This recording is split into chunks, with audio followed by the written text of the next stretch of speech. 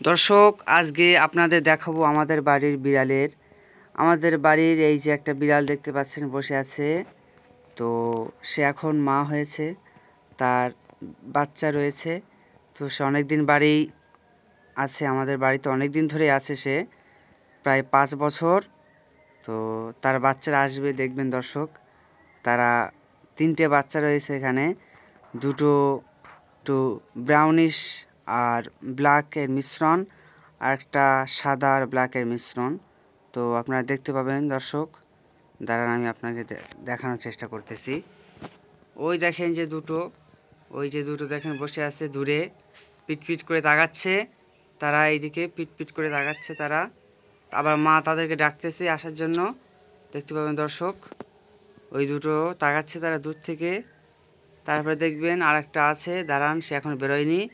ওই যে দেখেন গ্রিলের মধ্যে দিয়ে একটা কালো, ওই হচ্ছে কালো।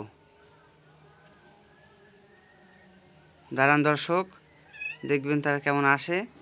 তার মা তাদেরকে ডাকতেছে। ওই যে কালো বিড়ালটা আস্তে আস্তে মুখ বাড়িয়ে দেখে নিচ্ছে আবার। ওই দেখেন দর্শক,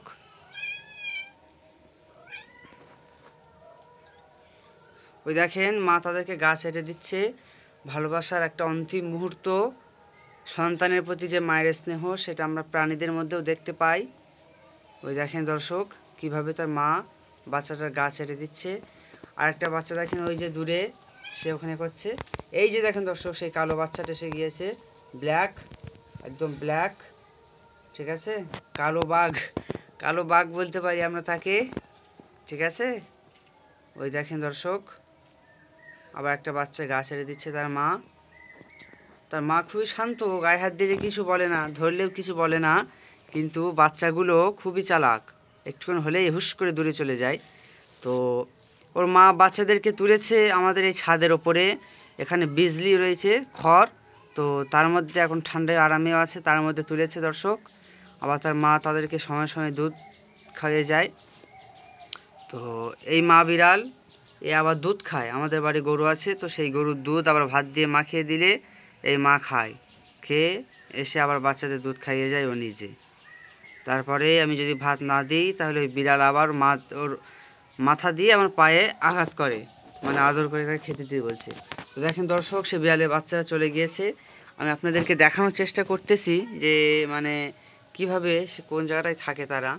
ওই যে দর্শক, একটুখানি দেখা যাচ্ছে, দেখেন সামান্য ওই একটা, ওই যে বিসলির মধ্যে দর্শক তারা আছে। তারা খুবই চালাক দর্শক, ঠিক আছে।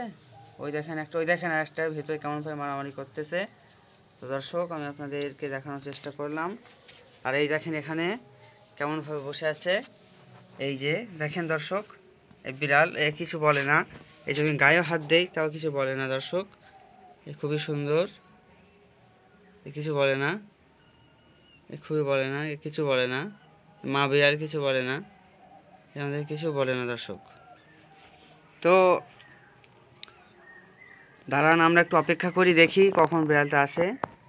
এ হচ্ছে মা বিড়াল, ঠিক আছে।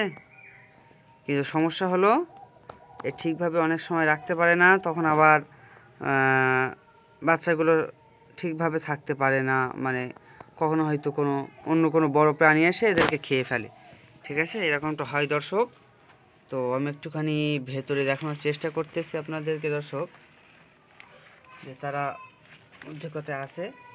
দেখেন দর্শক, একটা বাচ্চা ভেতরে বসে আছে।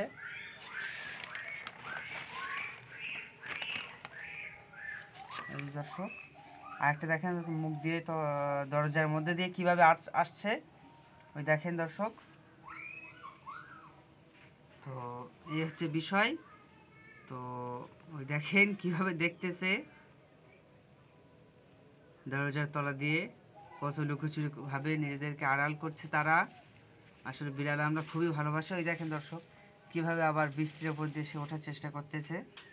তো এই হচ্ছে বিষয় দর্শক, আপনাদেরকে একটা বিড়ালের ভিডিও দেখালাম, এবং সে তার মা আর সন্তানদের নিয়ে তাদের যে একটা কলোনি বা উপনিবেশ তৈরি করে আছে তারা দর্শক, সেটাই দেখালাম। তো আজকে এই পর্যন্তই দর্শক। তো সকলে আমাদের সঙ্গে কানেক্টেড থাকবেন, আপনাদের আরও এরকম নতুন নতুন ভিডিও করে দেবো।